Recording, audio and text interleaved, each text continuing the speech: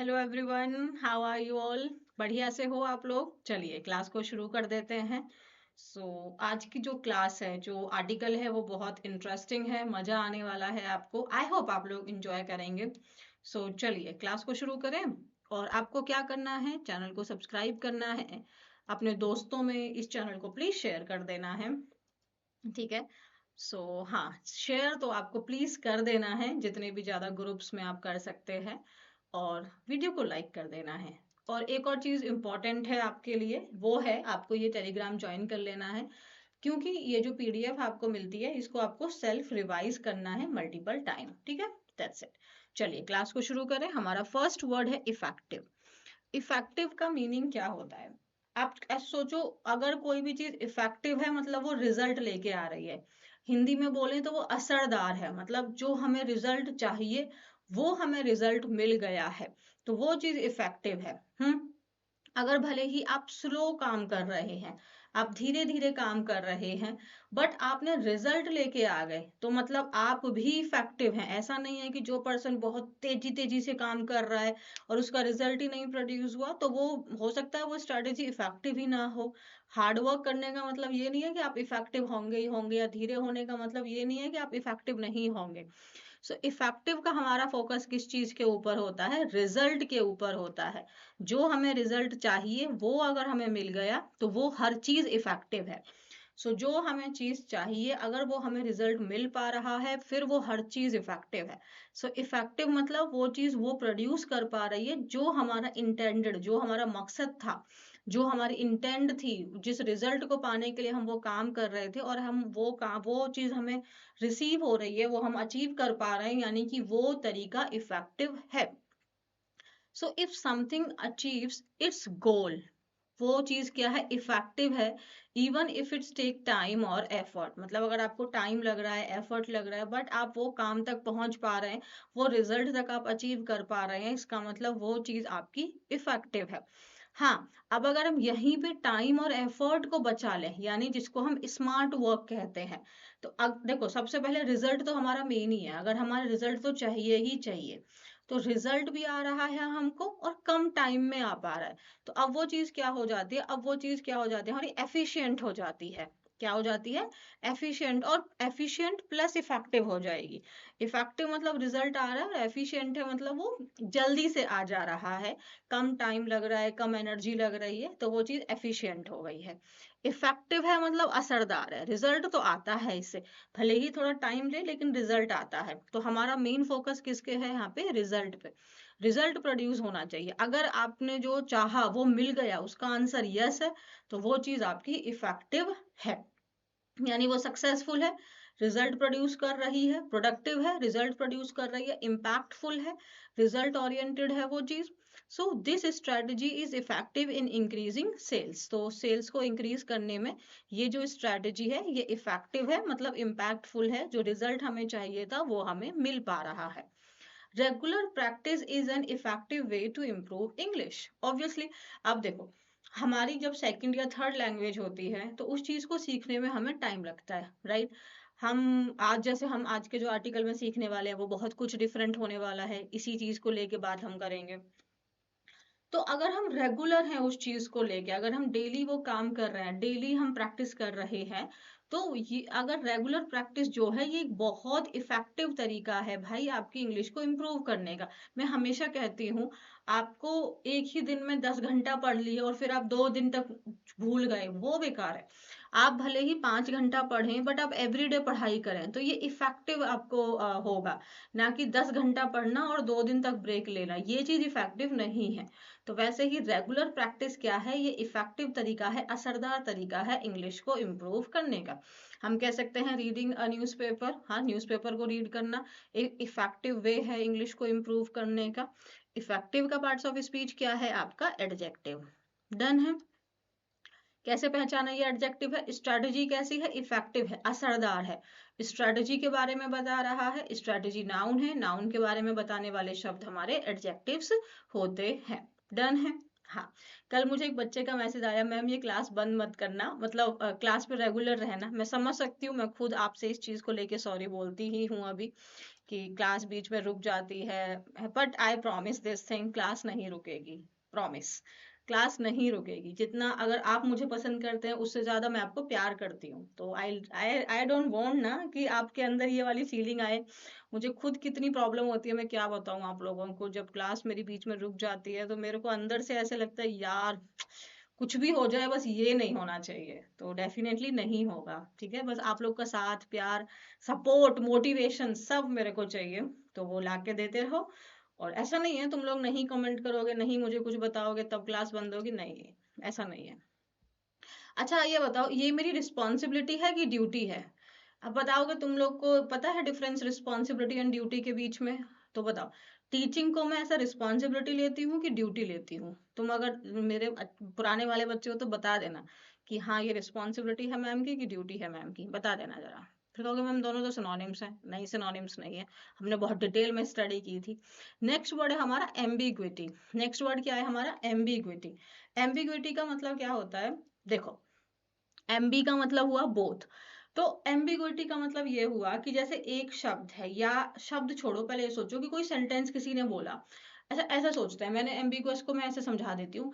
मैंने बोला क्लास आज 10 बजे है, 10 बजे क्लास है, तो ये शब्द के एक से ज्यादा मीनिंग निकल सकते हैं ना? हाँ, हो सकता है क्लास मॉर्निंग हो, ये भी हो सकता है कि क्लास नाइट में हो, क्योंकि मैंने इस बात को क्लियर नहीं किया, तो इस बात ने क्या कर दिया, ये अपने आप में स्टेटमेंट कैसी हो गई? एम्बिगुअस, मतलब अनक्लियर स्टेटमेंट हो गई है।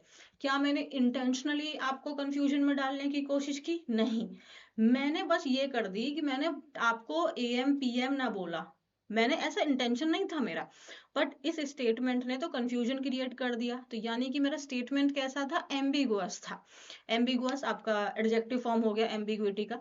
एम्बिगुअस का मतलब क्या होता है कि वो चीज हमें कंफ्यूजन क्रिएट कर रही है, वो बात हमें कंफ्यूजन क्रिएट कर रही है, क्लैरिटी नहीं दे रही है, वो होती है एम्बिगुअस चीज। और इसमें क्या होता है ना, एम्बिग्विटी एम्बिगुअस में हम अनइंटेंशनली है, मेरा इंटेंशन नहीं था कंफ्यूजन क्रिएट करने का, उस स्टेटमेंट का इंटेंशन नहीं था आपको कंफ्यूजन में डालने का, तो वो हुआ एम्बिगुअस। अब एक शब्द होता है हमारा इक्विवोकल, इस इन दोनों में कंफ्यूजन हो जाता है। तो इक्विवोकल का मतलब ये होता है कि जब, अब इसमें भी आप इक्वी मतलब बोथ हो गया, इक्वी मतलब बोथ हो गया, और वोकल मतलब वॉइस। आप इसमें इंटेंशनली आप कंफ्यूजन क्रिएट कर रहे हैं, इंटेंशनली आप कोई डायरेक्ट आंसर नहीं दे रहे हैं, इंटेंशनली आप बीटिंग अराउंड द बुश कर रहे हैं, मीन्स आप गोल गोल घुमा रहे हैं बात को। तो इक्विवोकल में भी कंफ्यूजन क्रिएट हो रहा है, स्टेटमेंट क्लियर नहीं है, ये इंटेंशनल है, क्योंकि मैं जो ट्रुथ है, जो मेन पॉइंट है, मैं वो उस पर नहीं आना चाहती हूँ, मैं आपको डायरेक्ट आंसर नहीं करना चाहती हूँ, तो मैं गोल गोल बात घुमा रही हूँ, मैं अनक्लियर स्टेटमेंट दे रही हूँ, मैंने इंटेंशनली ये काम किया है, तो ये इक्विवोकल हुआ। बट वो अनइंटेंशनली कंफ्यूजन क्रिएट हो गई मेरी स्टेटमेंट से, तो मेरी स्टेटमेंट कैसी थी? एम्बिगुअस थी। इसमें आपकी इंटेंशन का डिफर कर जाता है एम्बिगुअस और इक्विवोकल के बीच में, दोनों ही कंफ्यूजन क्रिएट करते हैं, अनक्लैरिटी क्रिएट करते हैं। तो एम्बिग्विटी का मतलब एक ऐसी सिचुएशन जहां पे where something has more than one possible meaning, और जो क्या क्रिएट कर रहा है, फिर कंफ्यूजन क्रिएट कर रहा है, यानी अनसर्टेनिटी है, कुछ क्लैरिटी नहीं हो रही है, हमको कुछ क्लियर नहीं हो रहा है। वेग मतलब अनक्लियर है बातें, वेग मतलब अनक्लियर है बात, हमें कुछ क्लियर नहीं मिल पा रहा है। आपका ऑब्स्क्योरिटी का ऑब्स्क्योर है, मतलब वो चीज अनक्लियर हिडन है, मीनिंग क्लियर नहीं है, कंफ्यूजन क्रिएट हो रहा है, डाउट हो रहा है। The question contains ambiguity, question के अंदर में एम्बिग्विटी थी, मतलब अनक्लियर था, ये भी हो सकता है, ये भी हो सकता है, हमें स्टेटमेंट क्लियरली नहीं समझ में आ रहा था, जिस जो क्या कर सकता है, कंफ्यूजन क्रिएट कर सकता है स्टूडेंट्स के बीच में, ठीक है। अब देखो देखो, don't use ambiguity when clarity is needed, तो जहां पे हमें क्लैरिटी की जरूरत है तो वहां पे हमें एम्बिग्विटी यूज करने की जरूरत नहीं है। मतलब अगर मैं क्लियरली बोल दूं 10 PM, तो कोई क्लियर आपका कोई कंफ्यूजन नहीं क्रिएट होगा, तो भाई जहाँ पे क्लैरिटी की जरूरत है ना, वहां पे एम्बिग्विटी क्रिएट करने की जरूरत नहीं है, आप अपना आंसर क्लियर दो, है ना, एकदम स्ट्रेट फॉरवर्ड दो, इसमें कोई आपको आपको अनसर्टेनिटी प्रोड्यूस करने की जरूरत ही नहीं है। एंड डोंट यूज, सी यहाँ पे, don't use equivocation to escape the truth. तो हम देखो यहाँ पे क्या है, एस्केप द ट्रुथ, यानी हम जानबूझकर, हम इंटेंशनली हम इक्विवोकल हो रहे हैं, हम जानबूझकर हम अपने स्टेटमेंट को गोल गोल घुमा रहे हैं। तो गोल गोल घुमाने को बोलते हैं बीटिंग अराउंड द बुश, मतलब जब आप मेन बात पे ना आके आप गोल गोल घुमा रहे हो, ठीक है। तो हम वहां पे इक्विवोकेशन कर रहे हैं, मीन्स हम डायरेक्ट बात पे नहीं आ रहे हैं, हम उसको अवॉइड करने की कोशिश कर रहे हैं। क्लियर है? बहुत इंपॉर्टेंट शब्द है एग्जाम के पर्सपेक्टिव से भी और हमारे जनरल लाइफ के पर्सपेक्टिव से भी। डन है। और एम्बिग्विटी ITY लगा हुआ है, तो पार्ट्स ऑफ स्पीच नाउन है, एम्बिगुअस हो या इक्विवोकल हो, इनका पार्ट्स ऑफ स्पीच एडजेक्टिव है। आगे बढ़ते हैं, चलिए। नेक्स्ट क्या है हमारा, न्यूआंस। न्यूआंस का मीनिंग क्या होता है? जो बहुत सटल डिफरेंसेस होते हैं, सटल बहुत इंपॉर्टेंट वर्ड है। सटल का मतलब होता है बहुत बारीक बारीक से जो डिफरेंस होते हैं, जो बहुत एकदम आपको क्लियरली नहीं दिखेगा, बट अगर आप ध्यान से देखेंगे तो आपको चीजों के बीच में अंतर समझ में आ जाएगा। तो ऐसे जो डिफरेंस है उसको हम सटल डिफरेंस बोलते हैं, सटल। इसमें जो ये बी है ये साइलेंट है आपका, ठीक है, बी साइलेंट है, तो इसलिए सटल हम इसका साउंड करते हैं, सबटल नहीं बोलते हैं, subtle. So very small subtle differences, तो न्यूआंसेस मतलब जो बहुत हल्का सा, बहुत सटल डिफरेंस है। जैसे कि आप किसी की टोन में भी देखोगे तो आपको डिफरेंस दिखाई देता है ना, पता चल जाता है कि आज इस टोन से ही पता चल जाएगा कि बंदे का मूड कैसा है, या फिर वो आपको रिस्पेक्ट से बोल रहा है या फिर आपको वो डिसरिस्पेक्ट कर रहा है, हम समझ जाते हैं हम। जैसे कि अभी हमने इक्विवोकल और एम्बिगुअस के बीच का एक सटल डिफरेंस समझा, क्योंकि दोनों सिनोनिम्स बनते हैं एक दूसरे के, बट इनके बीच में इंटेंशन का डिफरेंस है, एक अनइंटेंशनली है और एक इंटेंशनली कंफ्यूजन क्रिएट कर रहा है।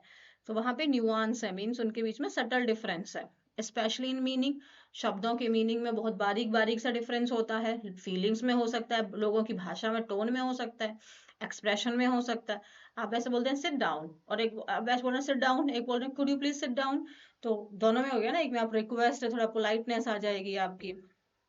तो अब क्योंकि ये न्यूआंस आपका नाउन फॉर्म है, सटल एडजेक्टिव है, तो यहाँ पे हमने इसका नाउन, सब सारे के सारे ये नाउन फॉर्म्स ही होंगे ना ऑब्वियसली। हम अगर एक हमारा मेन शब्द नाउन फॉर्म में है तो उसके सिनोनिम्स भी नाउन फॉर्म में ही होने चाहिए। तो हमारा हो गया सटलिटीज, मतलब वही सटल है, बहुत बारीक है। शेड्स कैसे होते हैं, बहुत हल्के हल्के होते हैं ना, हम जैसे मुझे खुद नहीं पता चल पाता है कलर को लेके, मैं शेड्स नहीं बता सकती भाई कि ये रेड में कौन सा इसका डार्क ब्लू ऐसे वाला, नहीं मतलब जो क्लीन क्लीन क्लियर वाले कलर है वो तो पता है, लेकिन जो शेड्स होते हैं वो कंफ्यूजन क्रिएट कर देते हैं ना, इतना डिटेल में हमको नहीं समझ में आता भाई, है ना। बारीक बारीक सी डिफरेंसेस है उनके बीच में, रिफाइनमेंट्स में हल्के हल्के चेंजेस हैं, फाइन डिटेल्स हैं। You need to understand the nuance of English to speak fluently. Absolutely. अगर हमें fluently बोलना है, अगर हमें native speakers की तरह बोलना है, then definitely we need to understand the nuance of that particular language. तो अगर हमें किसी भी लैंग्वेज को बोलना है तो उसके जो वो सटल डिफरेंसेस हैं वो हमें समझने ही पड़ेंगे। The actor showed very nuance of the characters feeling, तो कैरेक्टर की फीलिंग मतलब ऑब्वियसली एक्टर तो एक देखो इंडिविजुअल है, और जो वो कैरेक्टर प्ले कर रहे हैं वो दूसरा कोई इंडिविजुअल है ना, आप समझ रहे हैं ना। एक्टर और कैरेक्टर डिफरेंट होता है ना। एक्टर तो एक व्यक्ति है जो वो रोल प्ले कर रहा है उस पर्टिकुलर कैरेक्टर का, तो उस कैरेक्टर की भाई जो जिस सिचुएशन में थे वो हर एक मान्यूट मान्यूट डिटेल्स को उसने दिखाया, जैसे एक ही फ्रेम के अंदर में आपको वो जो एक्टर, वो जो कैरेक्टर है वो गुस्से में भी है, वो कंफ्यूज्ड भी है, वो हैप्पी भी है, मतलब तो हर एक न्यूआंस को, मीन जो छोटे छोटे जी चीजें होती हैं वो उसने बहुत अच्छे से उसको शो किया। ठीक है, नाउन, न्यूआंस का पार्ट्स ऑफ स्पीच नाउन है। नेक्स्ट वर्ड क्या है हमारा, पॉली। पॉली का मतलब क्या होता है, मैनी, पॉलीगैमी होता है, मैनी मैरिजेस हो जाएगा। और सैम का मतलब होता है मीनिंग, सैम का मतलब हो जाएगा मीनिंग। तो आपका पॉलीसिमी का हो मतलब क्या हो जाएगा, वन वर्ड, एक ऐसा शब्द जिसके मल्टीपल मीनिंग्स हैं, है ना, मल्टीपल रिलेटेड मीनिंग्स, तो जिसके मल्टीपल रिलेटेड क्या है, मीनिंग्स हैं, कई सारे मीनिंग्स होते हैं इसके। जैसे कि अगर हम एक बात करते हैं, सपोज वॉच, मुझे वॉच याद आ रहा है इस समय पे। वॉच के कितने मीनिंग है, एक वॉच का मीनिंग होता है जो आपकी घड़ी होती है, घड़ी नाउन फॉर्म हो जाता है इसका। एक वॉच आपका वो होता है जब आप किसी चीज को देख रहे होते हैं, वो हो जाता है ना। तो ये तो दो ही मीनिंग हमको यहाँ पे क्लियरली दिख गए वॉच के।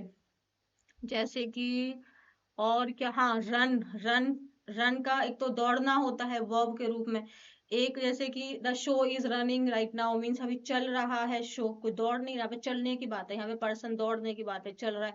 And he runs a business, मतलब वो एक बिजनेस चलाता है। तो कई सारे मीनिंग हो गए ना, तो ये आपका हो जाएगा पॉलीसिमस। पॉलीसिमस का मतलब जो एक ही शब्द है बट उसके मीनिंग कई सारे होते हैं, तो वो हो गया हमारा। तो आज हम इसी चीज को पढ़ेंगे।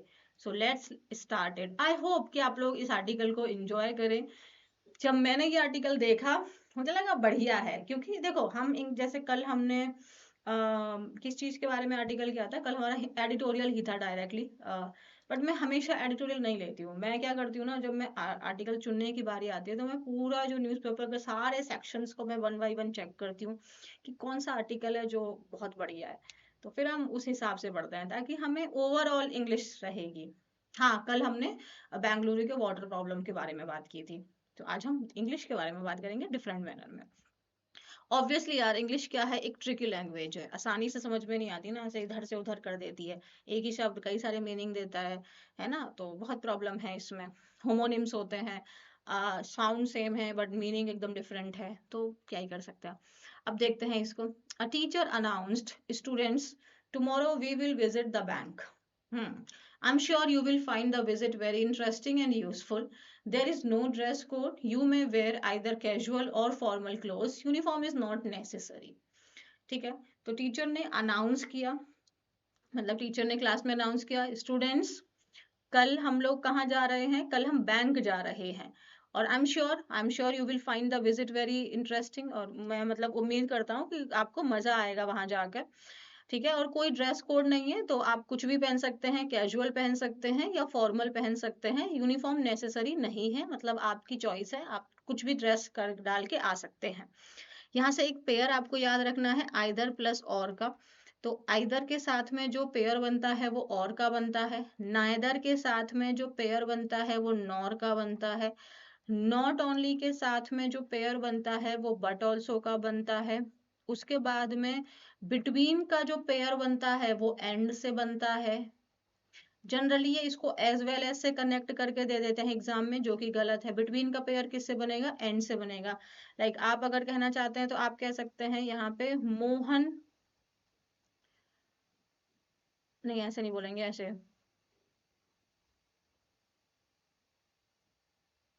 ओके ऐसे बोल देते हैं, चलो। डिस्ट्रीब्यूट दीज, मान लो नोटबुक्स, नोटबुक क्यों बांट दी है, हमें टॉफी बांट देनी है, चॉकलेट बांट देनी है, chocolate between Mohan Sohan as well as Rohan.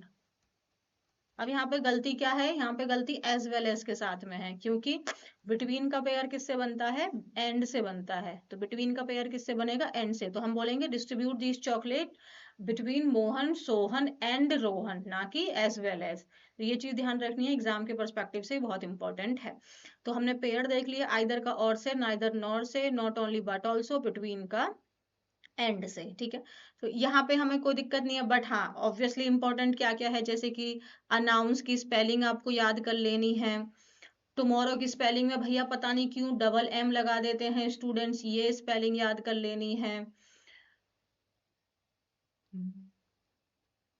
Either casual और फॉर्मली तो हो गया, एंड नेसेसरी, नेसेसरी की स्पेलिंग याद कर लेनी है। ठीक है, नेक्स्ट डे, अगले दिन, half the class came ready to observe cash counters and learn how money is handled, while the other half showed up in sandals, sunglasses, and hats, excited for a riverside outing. Okay, अगले दिन क्या हुआ कि जो आधी class थी वो आई तैयार होके, किस तरीके से कि भाई आज हम लोग बैंक, अब बैंक से उन्होंने क्या सोचा कि वो लोग वो फाइनेंशियल इंस्टीट्यूट जा रहे हैं कि ना, कैश काउंटर्स देखेंगे, मनी कैसे हैंडल होती है ये सीखेंगे। और जो आधी क्लास थी वो कैसे तैयार होके आई, वो मस्त सैंडल्स वगैरह पहन के आए, सन ग्लासेस लगा के, हेड्स वगैरह लगा के। तो उन्होंने बैंक से क्या सोचा, उन्होंने सोचा कि जो बैंक मतलब क्या होता है, नदी का किनारा है ना, रिवर, आपका रिवर साइड जो होता है। तो उन्होंने हमने सोचा कि टीचर ने तो बैंक वर्ड यूज किया था, तो आधे बच्चों ने इसको फाइनेंशियल इंस्टीट्यूट की तरह देखा, बट आधे बच्चों ने इसको किनारे की तरह देखा, बैंक मतलब नदी का किनारा। तो कंफ्यूजन हो गई। लुकिंग एट द ग्रुप्स, अब ग्रुप्स की तरफ में देखते हुए, तो टीचर ने देखा भाई, तो the teacher burst out laughing, मतलब बर्स्ट आउट लाफिंग मतलब वो हंसी से फट गए, मतलब इतनी जोर से उनको हंसी आ गई। तो जब आप बहुत जोर से हंस जाते हैं ना, तो बर्स्ट आउट होते हैं। I meant a financial bank not a river bank, तो टीचर ने बोला भाई मेरा फाइनेंशियल बैंक का मतलब था, वो फाइनेंशियल इंस्टीट्यूट का मतलब था मेरा बैंक से, ना कि नदी के किनारे से मेरा मतलब था। तो ये शब्द बैंक ने तो गलती वही क्रिएट, कंफ्यूजन क्रिएट कर दिया। अच्छा ये बताओ, क्या टीचर यहाँ पे एम्बिगुअस थे कि इक्विवोकल थे? You people tell me this thing, क्या टीचर यहाँ पे एम्बिगुअस थे कि इक्विवोकल थे? बैंक जब उन्होंने बोला कि tomorrow we will visit bank, तो क्या टीचर यहाँ पे एम्बिगुअस थे कि इक्विवोकल थे? आप मुझे बताइएगा। तो अब जो सेकंड ग्रुप है क्वाइट डिसअपॉइंटेड हो गया, अरे यार सर हम तो पूरा हैट वैट लगा के आए, सन ग्लासेस लगा के आए, ये क्या बात हुई, हमें बैंक, हमें तो नदी के किनारे वाले बैंक जाना है, ये फाइनेंशियल इंस्टीट्यूट नहीं जाना है हमको। तो उन वन स्टूडेंट ग्रिन, ग्रिन का मतलब क्या होता है? ग्रिन भी स्माइल होती है, लेकिन ये कौन सी स्माइल है जहां पे आपके दांत एकदम क्लियरली दिखाई दे रहे हैं। अब ये भी देखो इंग्लिश का न्यूआंस ही हुआ ना, स्माइल है, स्माइल में डिफरेंस हुआ ना। आप नॉर्मल स्माइल होती है जेंटल सी, और एक ग्रिन मतलब जब आप ऐसे ऐसे वाला जब हंसते हैं, तो ग्रिन मतलब दांत दिखा के जो हंसते हैं। फिर उसने रिप्लाई किया मैम, अच्छा टीचर मैम, मैम ने कंफ्यूजन क्रिएट किया है, शेट। Next time please deposit the full meaning in advance. अब यहाँ पे भी देखें, यहाँ भी थोड़ा कुछ है, deposit, deposit the full meaning in advance, तो एडवांस का मतलब पहले ही हमें भैया पूरा मीनिंग दे देना। इस डिपॉजिट को हम जनरली क्या जानते हैं, जब हम पैसे वगैरह जमा करते हैं वो डिपॉजिट होता है ना, बैंक में पैसे जमा करना। बट यहाँ पे डिपॉजिट का मतलब क्या हुआ, गिव से है, please explain the full meaning in advance. ठीक है, so next time please explain the full meaning in advance, मतलब पहले से ही आप हमें पूरा मीनिंग दे देना, ठीक है, पूरा पूरा मीनिंग समझा देना। आगे देखें, ओके आगे क्या है, अनदर स्टूडेंट, अब एक और बेचारा बच्चा है, वो क्विकली बोलता है yes ma'am, otherwise we might deposit our selves on the river bank again. अब डिपॉजिट अगेन, यहाँ पे दूसरा शब्द आ गया, we might deposit our self. इस पहला डिपॉजिट का मतलब क्या था, एक्सप्लेन से था। अभी तक हम डिपॉजिट का मतलब क्या होता है, कहीं पे जमा करवाने से होते हैं ना, उस पे कहीं जमा करवा रहे हैं हम। अभी दूसरा मीनिंग हमने एक्सप्लेन देखा, और तीसरा मीनिंग क्या है, we might deposit our self मतलब प्लेस आवर सेल्फ, नहीं तो हम चले जाएंगे अपने आप को रिवर बैंक पर रखने के लिए, ये उससे दे रहा है। तो ये क्या हो गया, ये एक ही शब्द के कई सारे मीनिंग हो गए ना, तो ये आपका पॉलीसेमी हो गया, एक शब्द के कई सारे meaning. Teacher laughed again, teacher फिर से हंसते हैं और कहते हैं इंग्लिश एक ट्रिकी लैंग्वेज है बेटा, इंग्लिश आपको वो कर सकती है, परेशान कर सकती है, पजल कर सकती है। Indeed definitely English can be tricky, English tricky हो सकती है। Many words have multiple meanings and understanding the context in which they are used is essential. आज की ही क्लास में जो हमने कॉम्पिटेटिव वाला चैनल है बीपीआई लाइव, वहां पे एसेंशियल का एंटोनिम पूछा गया था, नहीं नहीं नहीं, इंटीग्रल का एंटोनिम पूछा गया था, ऑप्शन में एसेंशियल वर्ड दिया गया था। तो एसेंशियल का मतलब भी क्या होता है, इंटीग्रल है वो चीज, बहुत इंपॉर्टेंट है वो चीज, एसेंशियल है, वेरी नेसेसरी है, वाइटल है वो चीज, ठीक है। सो बहुत सारे ऐसे शब्द होते हैं जो एक ही शब्द के कई सारे मीनिंग्स होते हैं, मल्टीपल मीनिंग्स होते हैं, तो उनके कॉन्टेक्स्ट के अकॉर्डिंग उनकी अंडरस्टैंडिंग हमारे लिए बहुत ज्यादा जरूरी है। Learners of English as a second or foreign language are often confused by such nuances. Absolutely. तो अगर हम जैसे देखो हमारी फर्स्ट लैंग्वेज इंग्लिश नहीं है ना, तो हम इससे इतने फेमिलियर नहीं है, हम इसको सीख रहे हैं, तो ऑब्वियसली हमारे लिए ये चीजें बहुत ज्यादा कंफ्यूजन क्रिएट कर दी हैं। तो इनके जो ये सटल डिफरेंसेस हैं, ये हमारे लिए अंडरस्टैंड करना बहुत ज्यादा इम्पोर्टेंट है। समझ में आ रहा है, इजी है, आई होप आपको यहाँ तक मजा आ रहा है और समझ भी आ रहा है। इन दिस एनेक्डोट, अब देखो हम कई सारे वर्ड्स पढ़ रहे हैं ना, यहाँ पे आपको ध्यान रखना है।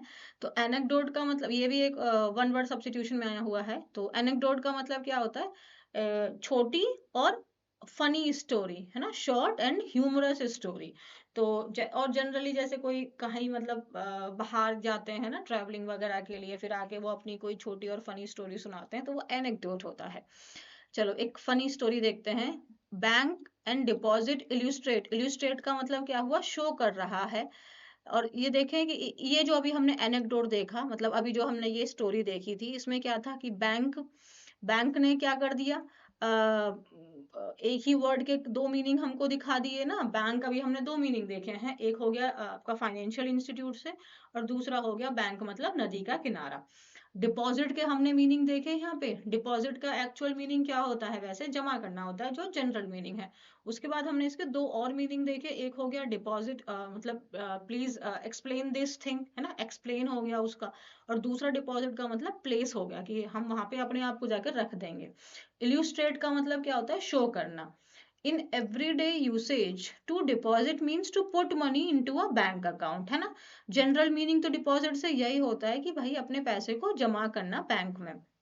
However, लेकिन when the student says deposits ourselves on the river bank, the word is used playfully to mean place ourselves somewhere, है ना, playfully। हाँ, ये स्टोरी जो ये इसकी लैंग्वेज, इसकी जो टोन है वो कैसी है, ह्यूमरस है, ह्यूमरस है ना, प्लेफुल है ये।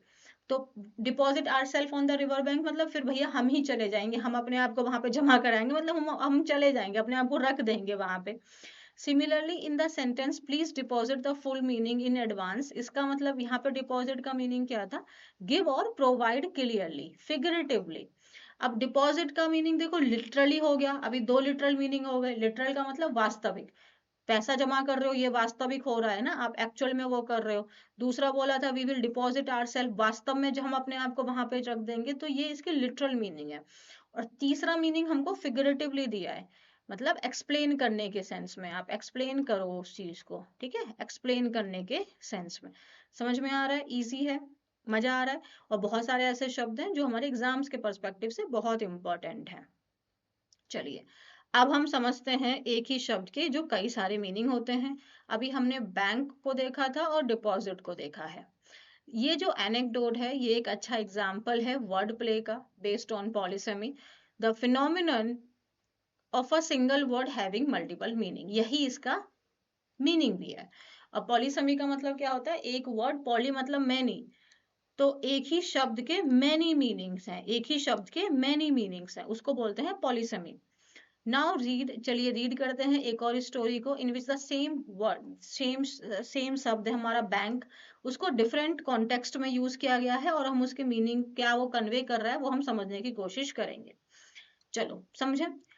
रेजिडेंट्स मतलब जो वहां के निवासी थे ना, वो गैदर्ड हुए, इकट्ठे हुए early this morning at the bank of the river after reports of a missing bag of cash. Easy है। बैंक ऑफ अ रिवर मतलब नदी के किनारे जो वहां के निवासी थे वो वहां पे इकट्ठे हुए।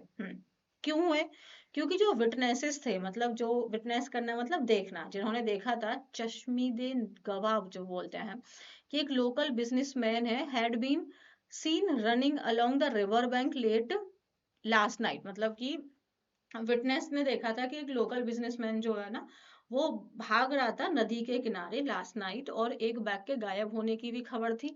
तो सारे के सारे जो लोग थे वो रिवर बैंक पे जाके कहाँ हुए, इकट्ठा हुए। Police later discovered that the man had withdrawn a large sum of money from a nearby bank and planned to bank it in another branch across town. Police later मतलब बाद में police को क्या पता चलता है, एक सेकंड इसको थोड़ा ऊपर कर दें, दिख रहा है ना, हाँ। पुलिस को बाद में पता क्या चलता है कि जो एक आदमी है, द मैन, एक आदमी, पर्टिकुलर आदमी की बात हुई है ना, हैड विड्रॉन, उसने पैसे निकाले थे, a large some of money मतलब बहुत सारा पैसा उसने एक नियर बाई बैंक से निकाला था। अब ये वाला नियर बाई बैंक कौन सा हुआ, नदी का किनारा। ये वाला बैंक कौन सा हुआ, फाइनेंशियल इंस्टीट्यूट नहीं। Gathered at the bank of a river मतलब ये किनारे की बात हो रही है, और उसने पैसे कहाँ से निकाले, विड्रॉ मनी क्या होगा, तो कहाँ से क्या होगा, फाइनेंशियल इंस्टीट्यूट से। और उसने प्लान किया था to bank it in another branch across town, मतलब उसी टाउन के एक दूसरे ब्रांच में उन पैसे को बैंक कर देगा। ओके, यहाँ पे टू के बाद लगाया गया है, तो यानी इसका पार्ट्स ऑफ स्पीच वर्ब है, तो इस बैंक का क्या मीनिंग हुआ, अब ये देखते हैं, और उसने प्लान किया था कि वो जो पैसे उसने विड्रॉ किए हैं उनको वो दूसरी ब्रांच में बैंक कर देगा। इस बैंक का क्या मीनिंग है? However, fearing he was being followed, he hid the bank near the river bank. लेकिन जब उसको ऐसा डर हुआ कि कोई उसका पीछा कर रहा है, तो उसने क्या किया कि वो जो बैग था उसका, जो पैसों से भरा हुआ था, उसने उसको छिपा दिया, हाइड कर दिया। कहाँ पे? नदी के किनारे। नियर द रिवर बैंक मतलब नदी के किनारे के पास में ही उसने उस पैसे को छिपा दिया। अब ये वाले बैंक का मीनिंग हमें समझ में आ गया कि यहाँ पे वो फाइनेंशियल इंस्टीट्यूट है। इस वाले बैंक का मतलब समझ में आ गया कि ये किनारे की बात कर रहा है। ये वर्ब में भी अब बैंक बन गया है। ये क्या मीनिंग है ये नहीं समझ में आया है, समझेंगे अभी थोड़ी देर में हम लोग।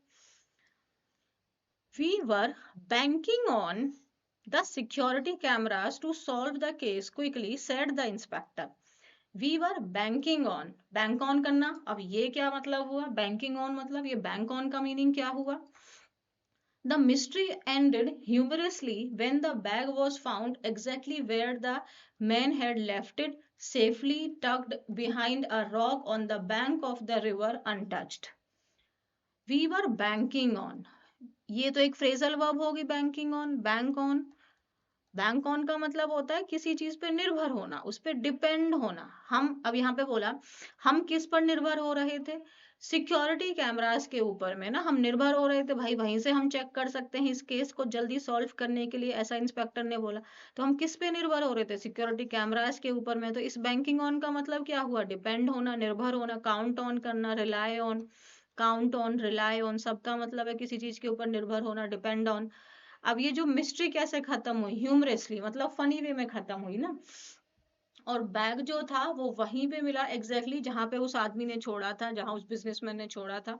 टक्ड बिहाइंड अ रॉक मतलब टक्ड बिहाइंड मतलब वहीं पे उसने उसको हाइड किया था, वहीं उसको वो जाके बैंक ऑफ द रिवर के पास मतलब नदी के किनारे के पास वो मिला। तो यहाँ पे हमने एक बैंक देखा था फाइनेंशियल इंस्टीट्यूट के लिए, एक बैंक हमने देखा नदी के किनारे के लिए, एक बैंक हमने देखा वर्ब के रूप में, और एक बैंक ऑन हमने देखा है बैंक ऑन फ्रेजल वर्ब के रूप में। देख रहे हो आप, एक ही शब्द के कई सारे मीनिंग निकल गए। अब बैंक शब्द कैसा है? ये पॉलीसेमस है, मतलब क्योंकि इसके सेवरल डिस्टिंक्ट मीनिंग्स है, कई सारे अलग अलग मीनिंग्स हैं। और ये फंक्शन कैसे कर रहा है? नाउन के रूप में भी कर रहा है और वर्ब के रूप में भी कर रहा है, क्योंकि यहाँ भी नाउन है यहाँ भी नाउन है, बट ये वर्ब हो गया था। यहाँ फ्रेजल वर्ब है तो यहाँ भी वर्ब है ये। It commonly has two meaning. Commonly हम जानते हैं एक फाइनेंशियल इंस्टीट्यूट की तरह जानते हैं और दूसरा है नदी के किनारे की तरह जानते हैं। Depending on the context either meaning में अप्लाई, मतलब सेंटेंस के अकॉर्डिंग हम इसके दोनों में से कोई भी मीनिंग अप्लाई कर सकते हैं जो सेंटेंस हमें बताएगा। वर्ब के रूप में बैंक का मतलब क्या होता है? डिपॉजिट करना। वर्ब के रूप में बैंक का मीनिंग क्या हुआ? डिपॉजिट। ठीक है। वाइल द फ्रेजल वर्ब, जो फ्रेजल वर्ब है बैंक ऑन, इसका मतलब होता है किसी चीज के ऊपर में डिपेंड होना, रिलाय करना। समझ में आ रही है ये चीज? हम एक स्टोरी के तहत हम उसके शब्दों की डिटेलिंग को समझ रहे हैं। तो इसीलिए मुझे ये आर्टिकल समझ में बहुत अच्छा लगा, क्योंकि थोड़ा मतलब लाइट है, फनी है, ह्यूमरस है, तो जो हमारा इंटरेस्ट है वो अपनी तरफ में अट्रैक्ट मतलब यहाँ पे रहेगा। और हमें बहुत कुछ ऐसा सीखने के लिए मिलेगा कि इंग्लिश इतनी भी इजी नहीं है जितना हम उसको समझते हैं, कि 2 महीना मैंने पढ़ लिया तो मुझे समझ क्यों नहीं आ रही है। ऐसे नहीं होता है, आपको रेगुलर रहना पड़ेगा। ठीक है, तो वो है भाई। आप ऐसे सोचोगे कि मैंने 4 महीना कोर्स कर लूंगा, मैं ये कर लूंगा, मेरा पेपर हो जाएगा, प्रॉब्लम है। या आप कम्युनिकेशन में देख रहे हो तो भी प्रॉब्लम है।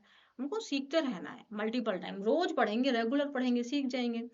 How many meanings do the words, अब सोचो यार, आप सोचो एक रन के कितने मीनिंग हो सकते हैं? सोचो, पुट के कितने मीनिंग हो सकते हैं? सेट हैव के कितने मीनिंग हो सकते हैं? कोई आइडिया है आपको? According to Oxford English dictionary के अकॉर्डिंग अगर हम देखें, रन ने सबसे अपना टॉप स्पॉट लिया हुआ है। रन के 645 डिफरेंट मीनिंग्स हैं इन इट्स वर्ब फॉर्म। मतलब रन अकेले रन के 645 डिफरेंट मीनिंग्स हैं। सेट उसके बाद में आता है, उसके 430 अलग अलग मीनिंग्स हैं, और पुट के 268 मीनिंग्स हैं। बताओ, how many meanings to the word run, put and set? ये पता हैव, सेट हैव मैंने एक साथ गलत बोल दिया था मैं, क्योंकि मैंने देखा तो मुझे हुआ। हाउ मेनी मीनिंग्स, कितने मीनिंग हो सकते हैं इनके? तो देखो डू द वर्ड हैव, ये डू हेल्पिंग वर्ब की तरह आ रहा है और हैव जो है ये मेन वर्ब की तरह आ रहा है। समझ में आया यहाँ पे? तो अब सोचो यार, एक शब्द के 645 मीनिंग है और हमको लगता है हम 4 महीना पढ़ के हम सीख जाएंगे, और आपको लगता है कि आइए 2 हफ्तों के अंदर में, 30 दिन के अंदर में, 30 डेज का जो इंग्लिश का प्लान है उसमें आपको इंग्लिश सिखा देंगे। क्या बात कर रहे हो यार, ये तो मजाक है, मजाक। चलो एग्जाम्पल टाइम देखें। Here are some examples of polysemous words जैसे match, had, foot, run, bright, cold and watch. हम कुछ एग्जाम्पल देखते हैं, हमें और मजा आएगा फिर। Meanings of each word along with example sentences illustrating those meanings। illustrate करना मतलब उसको डेमोन्स्ट्रेट कर रहा है, उसको शो कर रहा है। मैच, अब मैच का जैसे मुझे मैच का एक तो आपका वो जो गेम होता है लोगों के बीच में ना, जो कंपटीशन होता है वो भी मैच होता है, कॉन्टेस्ट या फिर गेम हम बोले तो, या फिर वो स्मॉल स्टिक होती है मैच, वो माचिस माचिस होती है ना। So while watching an exciting cricket match between CSK and RCB, the power went off, so we struck a match to light a candle। While watching, हम देख रहे थे भाई एक्साइटिंग क्रिकेट मैच चल रहा था, मतलब गेम चल रहा था, किस किस के बीच में, यहाँ पे चल रहा था, और लाइट चली गई, पावर वेंट ऑफ मतलब इलेक्ट्रिसिटी कट हो गई। तो फिर हमने क्या किया भाई, जो हमारी मैच थी, मैच मतलब वो अब स्टिक की बात हो रही है, वो माचिस की बात हो रही है, वो निकाली लाइट को जलाने के लिए। तो यहाँ पे ये मैच है, ये भी मैच है, और दोनों ही नाउन फॉर्म में है, मीनिंग अलग अलग है। एक मैच का मतलब गेम हो गया और एक मैच का मतलब स्टिक से हो गया है। ठीक है। हेड का मीनिंग क्या होता है? हेड का मीनिंग ये भी सर भी होता है, पार्ट ऑफ द बॉडी भी होता है हेड। फिर हेड ऑफ द डिपार्टमेंट, यानी कि जो पर्सन इंचार्ज होते हैं डिपार्टमेंट के, वो भी हेड होते हैं। So our head of the department nodded her head in agreement, है ना। Our head of the department मतलब जो डिपार्टमेंट के चीफ थे, जो डिपार्टमेंट के हेड थे, जो मुखिया थे, जो मेन पर्सन थे, उन्होंने नोड करना मतलब गर्दन को हिलाना, अपनी गर्दन को हिलाया एग्रीमेंट में, कि जो हमारे हेड ऑफ द डिपार्टमेंट थे उन्होंने अपने सर को हिलाया एग्रीमेंट में, हाँ हम सहमत हैं आपसे। तो हेड के 2 मीनिंग हमने देख लिए नाउन फॉर्म में। फुट, फुट तो एक तो पैर होता है हमारा, पार्ट ऑफ द बॉडी है, और एक हमारा किसी भी चीज का जो बेस लाइन होती है वो भी फुट होती है। So while standing at the foot, standing at the foot मतलब at the foot of the mountain, mountain के फुट पे खड़ा था, मतलब माउंटेन की बेस लाइन पे खड़ा था, और उसने अपने फुट को इंजर कर लिया, मतलब उसने अपने पैर में चोट मार ली। रन, रन का मतलब दौड़ना होता है, और किसी चीज को मैनेज करना भी होता है। रनिंग मतलब हो जाएगा कोई चीज अभी चल रही है ना, the show is going on, mean the show is running, means अभी चल रहा है। My neighbour who runs a shop can run very fast. अब समझ में आया? हु रन्स अ शॉप, जो मेरे नेबर है ना, जो एक दुकान चलाते हैं, जो एक दुकान मैनेज करते हैं, दुकान ऑपरेट करते हैं, वो तेज दौड़ सकते हैं। यहाँ पे रन का मतलब दौड़ना, और यहाँ पे रन का मतलब चलाना हो गया। ब्राइट का मतलब, ब्राइट का मतलब हम स्टूडेंट को भी बोलते हैं, किसी पर्सन को भी बोल सकते हैं कि वो बहुत ब्राइट है, मतलब बहुत इंटेलिजेंट है। ब्राइट का मतलब जो फुल ऑफ लाइट होता है, वो भी कलर भी ब्राइट होता है ना, जो फुल ऑफ लाइट है वो इंटेलिजेंट थोड़ी हो गया है। तो फुल ऑफ लाइट है, इंटेलिजेंट है, यानी कि जैसे sun is very bright today said a bright student. आज सन बहुत मतलब पूरा चमक रहा है, ऐसा किसने कहा? एक ब्राइट स्टूडेंट ने कहा, मतलब एक इंटेलिजेंट स्टूडेंट ने कहा। कोल्ड आज की क्लास में ही आया था, किसका था? फ्रेंडली के ऑपोजिट में आपका जो होगा वो कोल्ड हो जाएगा। तो कोल्ड तो टेम्परेचर भी होता है, लेकिन कोल्ड का मतलब अनफ्रेंडली भी हो जाता है। कोल्ड बिहेवियर था मतलब उसका बहुत ठंडा बिहेवियर था। बहुत कोल्ड रिस्पॉन्स आया है यार, मतलब बहुत ठंडा रिस्पॉन्स आया, बहुत सही रिस्पॉन्स नहीं आया है। When I asked Mary whether it was very cold that morning, she gave me a cold reply। जब मैंने उससे पूछा कि क्या मतलब वो सुबह बहुत ठंडी थी, तो उसने मुझे बहुत ठंडा रिप्लाई दिया, मतलब बहुत एक्साइटेड नहीं था, बहुत नॉर्मल सा रिप्लाई दिया। समझ में आ रहा है हमको? वॉच हमने बात की ही थी इसके बारे में, तो किसी चीज की तरफ में ध्यान से देखना, एक हमारी घड़ी भी होती है, और वॉच का मतलब हमने हाँ यही देखा था। तो please watch the video about the Apple watch carefully. समझे? वॉच द वीडियो मतलब यहाँ पे वॉच का मतलब देखना से हुआ, तो वीडियो को देखो।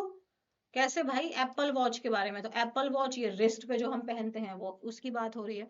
तो यानी कि एक शब्द के बहुत सारे मीनिंग होते हैं, और उसको हम बोलते हैं पॉलीसिमस। Understanding words in their context is essential, is very very important for effective communication। अगर हमें एक इम्पैक्टफुल कम्युनिकेशन करनी है, अगर हमें क्लैरिटी को मेंटेन करके रखना है, then we need to know their subtle differences, है ना। एज इट रिजॉल्व मतलब सॉल्व कर देती है भाई उसकी एम्बिग्विटी को। एम्बिग्विटी मतलब जो अनसर्टेनिटी प्रोड्यूस हो जाती है, जो अनक्लैरिटी प्रोड्यूस हो जाती है, वो उसको क्लियर कर देती है, रिजॉल्व कर देती है, and clarifies the meaning of polysemous word. ऐसे वर्ड्स जिनके एक से ज्यादा मीनिंग होते हैं उसमें कोई भी डिफरेंट वो कंफ्यूजन क्रिएट नहीं करती है। जब आप न्यूज़पेपर रीड करते हैं, newspaper reports, novel, short story, ऐसे हम बहुत सारे ऐसे शब्द एनकाउंटर करते हैं, मीन्स हम ऐसे बहुत सारे शब्दों से मिलते हैं जिनके एक शब्द के ही कई सारे मीनिंग होते हैं। इंटरप्रेट करना मीन्स अंडरस्टैंड करना, इन शब्दों को अंडरस्टैंड करना उनके कॉन्टेक्स्ट के अकॉर्डिंग। ये इम्प्रूव करता है हमारी कॉम्प्रीहेंशन को, मीन्स हमारी अंडरस्टैंडिंग को। इनहेंस करता है, बढ़ाता है हमारी वोकेबलरी रिटेंशन को। रिटेन, अब कितने सारे वर्ड्स हैं, है ना। रिटेंशन का मतलब क्या होता है, किसी चीज को जो आपके दिमाग में रहे, आपको याद रहना। रिटेन रिटेन रहना मतलब वो आपको याद है ना, वो आपके दिमाग में बनी हुई है। और प्रिवेंट करता है मतलब रोकता है मिस इंटरप्रिटेशन को। मतलब अगर हमें उसके न्यूआंसेस पता है, अगर हमें उसके सटल डिफरेंसेस पता है, तो जो हम एक ही शब्द के डिफरेंट मीनिंग समझ सकते हैं, जो हम उसको मिस इंटरप्रेट कर सकते हैं, उस चीज को वो प्रिवेंट करता है। तो इसीलिए हमें उसके सटल डिफरेंसेस के बारे में जानकारी होनी चाहिए अगर हमें अपनी कम्युनिकेशन को इफेक्टिव करना है तो। डन। आई होप आपको मजा आया होगा, क्लास इंटरेस्टिंग रही होगी, बहुत कुछ सीखने के लिए मिला होगा, क्योंकि आर्टिकल के अंदर ही बहुत सारे ऐसे शब्द थे जो बहुत इंपॉर्टेंट थे एग्जाम के पर्सपेक्टिव से, या फिर हमारी लाइफ के पर्सपेक्टिव, इन द सेंस कि जो हमारी जनरल कम्युनिकेशन है उस पर्सपेक्टिव से। ठीक है, तो दैट्स ऑल फॉर टुडे। अब मिलते हैं हम कल की क्लास में। चलिए, अब आपको क्या करना है, चैनल को सब्सक्राइब कर लेना है, वीडियो को प्लीज शेयर कर देना है, लाइक कर देना है, और आपको बताना है क्लासेस अच्छी लग रही हैं, कैसी लग रही हैं। ठीक है, और हाँ, टेलीग्राम पे इसका मैं PDF जस्ट अभी भेज दूंगी, तो आप वहां से डाउनलोड कर लेना और इसको 2-3 बार रीड कर लेना। That's it. चलिए, बाय एवरीवन, टेक केयर।